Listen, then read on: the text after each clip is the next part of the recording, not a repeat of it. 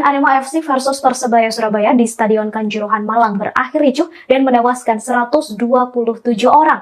Pertandingan di Stadion Kanjuruhan ini diakhiri dengan skor akhir 3-2. Kabar duka dari tanah air mengguncang dunia setelah kerusuhan pertandingan sepak bola Liga 1 antara Arema FC melawan Persebaya Surabaya di Stadion Kanjuruhan Malang, Jawa Timur. Tragedi Stadion Kanjuruhan Malang tiba di rumah duka di Kanjuruhan mengungkap peristiwa mematikan di Stadion Kanjuruhan Malang, Jawa Timur.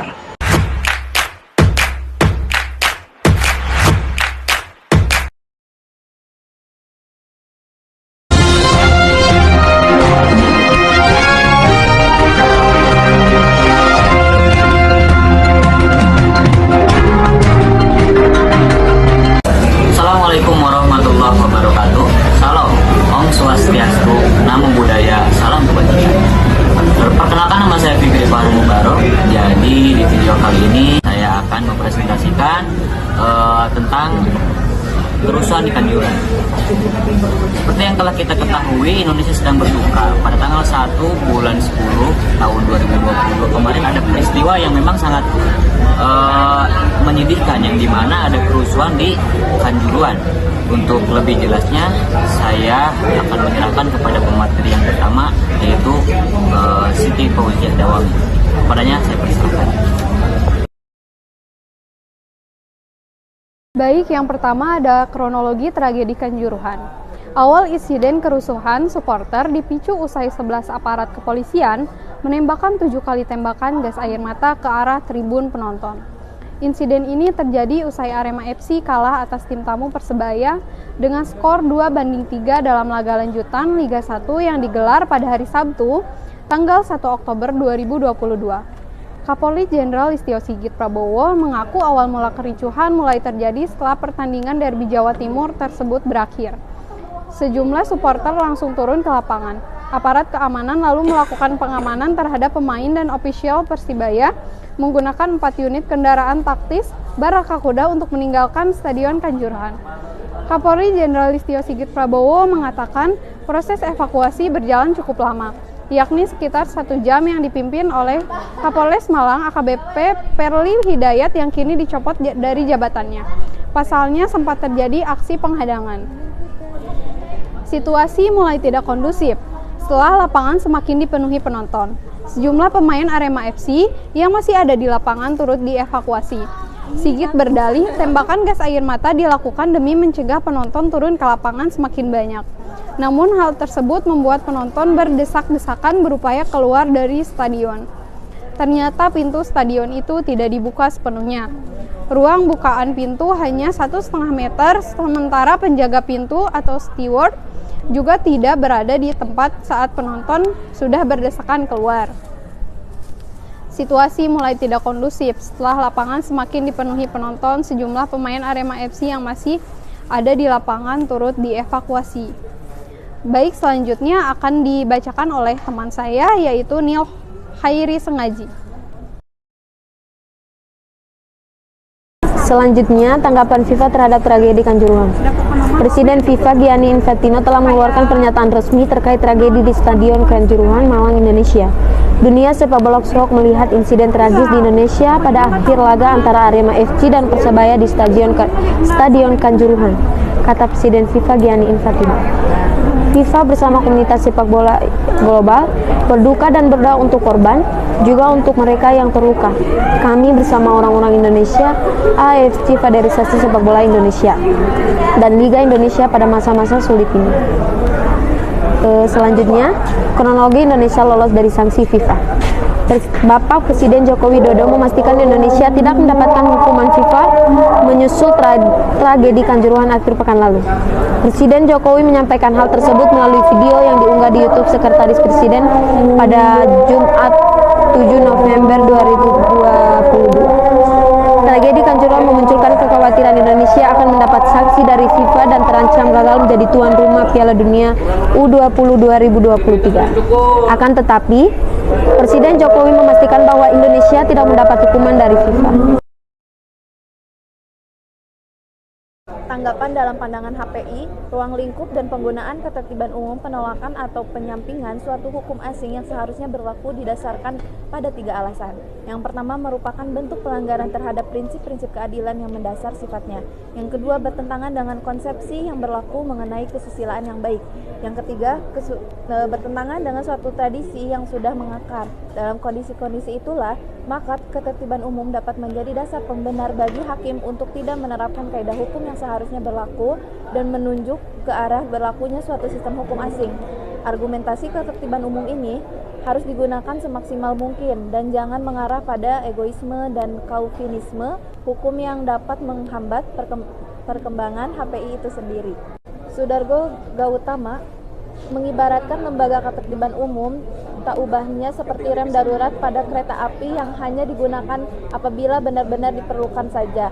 Penggunaan ketertiban umum dapat terlihat dari contoh berikut ini. Seorang warga negara Indonesia beragama Islam dan sudah menikah di Indonesia ketika ia bertempat tinggal di Jerman, hendak menikah lagi dengan seorang perempuan warga negara Jerman. Perkawinan yang kedua ini tidak dapat diberlangsungkan di Jerman karena bertentangan dengan paham ketertiban umum. Dalam sistem hukum Jerman, monogami dianggap sebagai suatu sendi asasi sistem hukum perkawinan Jerman. Pengaturan ketertiban umum di Indonesia berdasarkan pasal 66 Undang-Undang Nomor 30 Tahun 1999. Suatu putusan arbitrase internasional yang dijatuhkan oleh arbiter atau majelis arbiter suatu negara yang terikat baik secara bilateral maupun multilateral mengenai pengakuan dan pelaksanaan putusan arbitrase asing dapat dilaksanakan di Indonesia sepanjang tidak bertentangan dengan ketertiban umum. Ketentuan yang sama juga diatur dalam pasal 3 ayat 3 Peraturan Mahkamah Agung Nomor 1 Tahun 1990 tentang tata cara pelaksanaan putusan arbitrase asing. Putusan arbitrase asing yang dapat dilaksanakan di Indonesia terbatas pada putusan yang tidak bertentangan dengan ketertiban. Khususnya manajemen Arema untuk bertanggung jawab baik secara perdata dan bahkan secara pidana. Manajemen dan penyelenggaraan harus memberikan kompensasi dan ganti rugi terhadap korban dan keluarga korban atau ahli waris. Ia pun mendesak PSSI untuk memberikan sanksi keras pada klub degradasi yang supporternya melakukan tindakan pelanggaran. Isu memang benar PSSI itu disanksi oleh FIFA. Alasannya karena PSSI telah melanggar sejumlah peraturan pasal 13 dan 17 Statuta FIFA, menyelesaikan segala permasalahan secara independen dan memastikan tidak ada keterlibatan antara pihak ketiga. Bunyi pasal 17 Statuta FIFA. Sementara tragedi Kanjuruhan ini melibatkan pemerintah kaitannya dengan HPI, yaitu sanksi yang diberikan oleh FIFA. Statuta FIFA sebagai Lex Sportiva dalam masyarakat internasional. Lex Sportiva sebagai suatu sistem hukum yang global yang berlaku di atas sistem hukum berbagai cabang olahraga. Sesungguhnya merupakan keniscayaan sebagai akibat sifatnya yang transnasional. Artinya, Lex Sportiva melewati berbagai sistem hukum nasional sekaligus bersifat lintas cabang olahraga dalam arti bahwa hukum ini umum bagi semua cabang olahraga. Inilah yang kemudian membentuk suatu sosietas sportiva yang kemudian disebut sebagai Olympic Movement dan bermuara pada suatu komunitas IOS, International Olympic Committee atau Komite Olimpiade Internasional yang secara teratur dan terstruktur menyelenggarakan kompetisi multi-event bagi banyak cabang olahraga, dan kemudian para federasi olahraga internasional anggota IOS itu bersepakat menunjukkan dirinya kepada CAS sebagai badan tunggal menyelesaikan sengketa olahraga. Adapun pasal 18 AB yang masih ada kaitannya dengan tragedi Kanjuruhan ini berbunyi: 1. Bentuk tiap tindakan hukum akan diputus pengadilan menurut perundang-undangan dari negeri atau tempat di mana tindakan hukum itu dilakukan. Yang kedua, untuk menerapkan pasal ini dan pasal ini di muka, harus diperhatikan perbedaan yang diadakan oleh perundang-undangan antara orang-orang Eropa dan orang-orang Indonesia. Oke, baik. Jadi Kesimpulannya, dari pernyataan-pernyataan di atas dapat disimpulkan bahwa tragedi Kanjuruhan di Jawa Timur ada hubungannya dengan hukum perdata internasional karena tragedi tersebut termasuk peristiwa yang mengandung unsur asing. Adapun sarannya, tragedi Kanjuruhan sebaiknya harus diinvestigasi lebih mendalam secara independen dengan melibatkan semua unsur termasuk para ahli K3, keselamatan, kesehatan, dan keselamatan kerja, ahli kedaruratan, perancang stadion, dan pihak lainnya. Dari hasil investigasi dan pembelajaran dari tragedi tersebut harus disosialisasikan agar kecelakaan serupa dapat dicegah dan menjadi pembelajaran bersama. Selain mengemukakan pentingnya sebuah sistem dan kepedulian dari seluruh stakeholder untuk para pecinta pertandingan dan pemain sepak bola, ayo senantiasa mematuhi aturan dan prosedur keselamatan stadion. Jangan lupa untuk menghindari berbagai tindakan berbahaya bagi diri sendiri maupun orang lain. Ketahui prosedur keadaan darurat dan rute evakuasi stadion di mana Anda menyaksikan pertandingan sepak bola secara langsung. Terima kasih. Presentasi dari kelompok kami, kurang lebihnya mohon maaf. Semoga apa yang kami sampaikan bisa bermanfaat di kemudian hari.